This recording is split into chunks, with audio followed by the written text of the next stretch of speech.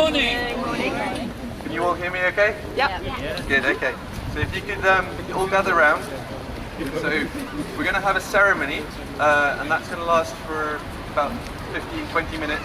There's going to be a few readings and a few announcements, and then we're going to form an orderly procession where we'll carry the coffin up to the town hall, and we're going to present the town hall with a letter asking them to declare a climate emergency and to outline what they're going to do to reduce emissions far faster than they currently are planning to do.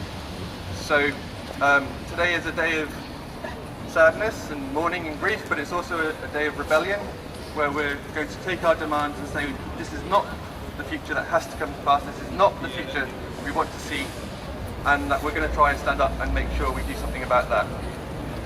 But we think it is important to recognise the fear that is in the lot of our hearts and the grief at what we've already lost and what we stand to lose if we do not take action. So we thought it was appropriate to start our actions in Sheffield as Extinction Rebellion Sheffield by having this funeral for the future. A symbolic funeral, but I think as a way of conveying what's in our hearts and what's on our minds.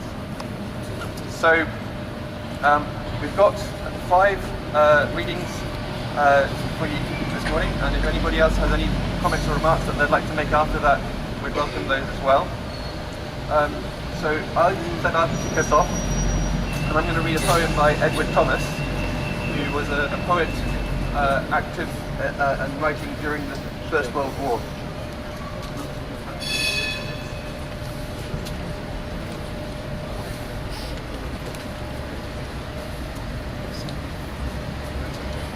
Okay, so this poem is called The Gallows. There was a weasel lived in the sun with all his family, till a keeper shot him with his gun and hung him up on a tree, where he swings in the wind and rain, in the sun and in the snow, without pleasure, without pain, on the dead oak tree bough. There was a crow who was no sleeper, but a thief and a murderer, till a very late hour, and this keeper made him one of the things that were, to hang and flap in the rain and wind, in the sun and in the snow. There are no more sins to be sinned on the dead oak tree bough. There was a magpie too, had a long tongue and a long tail. He could both talk and do, but what did that avail? He too flaps in the wind and rain, alongside the weasel and crow, without pleasure, without pain, on the dead oak tree bough.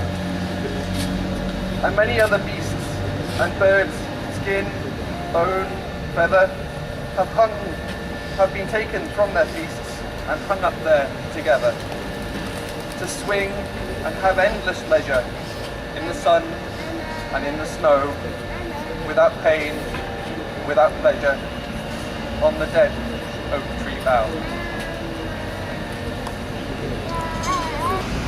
Okay. The poem about fighting against death. Probably know. Do not go gentle into that good night. Old age should burn and rave at close of day. Rage, rage against the dying of the light. Though wise men at their end know darkness right, because their words had forked no lightning, they do not go gentle into that good night. Good men last wave by, crying how bright their frail deeds might have danced in a green bay. Rage, rage against the dying of the light. Wild men, caught and sang the sun in flight and learned too late, they grieved it on its way. Rage, rage against the dying of the light. Great men, near death, who see with blinding sight, blind eyes who blaze like meteors and gay. Rage, rage against the dying of the light. And you, my father, there on the sad height, curse and bless me now with your fierce tears, I pray. Do not go gentle into that good night. Rage, rage against the dying of the light. I wrote these poems some time ago. I want to read 2 poems, short suppose. Hopeless in 5 dimensions. A homespun ball of green organic matter, yielding and soft at either pole. Imperious, we thrust in texting, questing funds, and cry to see the holes we make. Our interference crazes you with static, yet you stay, random, patterned, changing. We rummage blindly in our mother's fur, and you can throw us off like fleas, turn us your harsh and equitable back, tell us to get lost in tarmac ravines, or drown with sodden rats in flooded drains. Dry-eyed, you reapply a sheen of ice, a cloud of self-protective powder, a bright blue varnish in reflective seas. We've just time to repent our matricidal spite, to notice finally how little are our thumbs.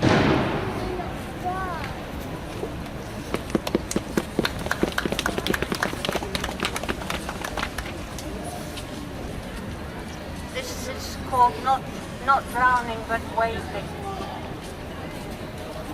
It's hotting up this world of ours. We're frying up the clouds. Our transport is exhausting for our charter-loving crowds. So intricately, Western needs are knitting children's shrouds. So gently, gently, ice caps melt and islands disappear. We're waiting on the shoreline as the water walls draw near. Oh no, no, no, it's now so warm. But don't let's raise a cheer. Let's raise our arms and loud protest. Both south and north are dear. A tidal wave of global change can spread from pier to pier. Not drowning, but waving. I'm going to read from the book of Deuteronomy from the Old Testament. This is the occasion when Moses is giving his final exhortation to the people of Israel before they go into the promised land, which he will not be allowed to see. Deuteronomy chapter 13. Surely this commandment that I am commanding you today is not too hard for you, nor is it too far away. It is not in heaven that you should say, who will go up to heaven for us and get it for us, so that we may hear it and observe it. Neither is it beyond the sea that you should say, who will cross to the other side of the sea for us and get it for us, so that we may hear it and observe it. No, the word is very near to you. It is in your mouth and in your heart for you to observe. See, I have set before you today life and prosperity, death and adversity. If you obey the commandments of the Lord your God that I am commanding you today, by loving the Lord your God, walking in his ways, and observing his commandments, decrees and ordinances, then you shall live and become numerous, and the Lord your God will bless you in the land that you are entering to possess. But if your heart turns away and you do not hear, but are led astray to bow down to other gods and serve them, I declare to you today that you shall perish. You shall not live long in the land that you are crossing the Jordan to enter and possess. I call heaven and earth to witness against you today, that I have set before you life and death, blessings and curses. Choose life, so that you and your descendants may live, loving the Lord your God, obeying him and holding fast with him. For that means life to you and length of days, so that you may live in the land that the Lord swore to give to your ancestors, to Abraham, to Isaac, and to Jacob.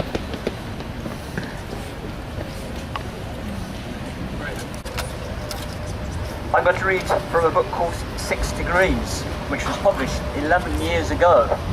So what we're hearing on the news today is not news at all. We've known it for a very long time. And this book describes what will happen as the Earth gradually warms up and what happens at different temperatures. So I'm going to read a section from the 3 degrees section. Whilst previous models had treated rising temperatures as a simpler linear process, Cox's team realised that land and ocean systems would not remain static during rapid global warming. They would themselves be affected by the changing climate. In the cases of the oceans, warmer seas absorb less CO2, leaving more of it to accumulate in the atmosphere and further intensify global warming. On land, matters would be even worse. Huge amounts of carbon are currently stored in the globe's soils, the half-rotted remains of long-dead vegetation. According to generally accepted estimates, the soil carbon reservoir totals some 1,600 gigatons, more than double the entire carbon content of the atmosphere.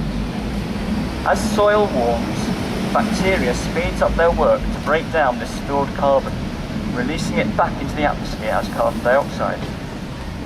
Whereas most climate models treat the land surface as inert, Cox's team for the first time included this positive feedback of carbon releases from warming soils and vegetation, and reached an astonishing result. According to the newly updated model, a 3-degree rise in global temperatures, something that would happen as early as 2050, effectively reverses the carbon cycle. Instead of absorbing CO2, vegetation and soils start releasing it in massive quantities, as soil bacteria work faster to break down organic matter in a hotter environment, and plant growth goes into reverse. So much carbon pours into the atmosphere that it pumps up atmospheric concentrations by 250 parts per million by 2100, giving a further 1.5 degree boost to global warming. In other words, the Hadley Centre's team had discovered that the carbon cycle's positive feedbacks could tip the planet into a runaway global warming spiral by the middle of this century, much earlier than anyone has so far suggested. By 2100, global warming in the Hadley model rose from 4 degrees C to 5.5 degrees C, perilously close to the IPCC's worst case scenario. We are in a climate emergency. It's time to rebel.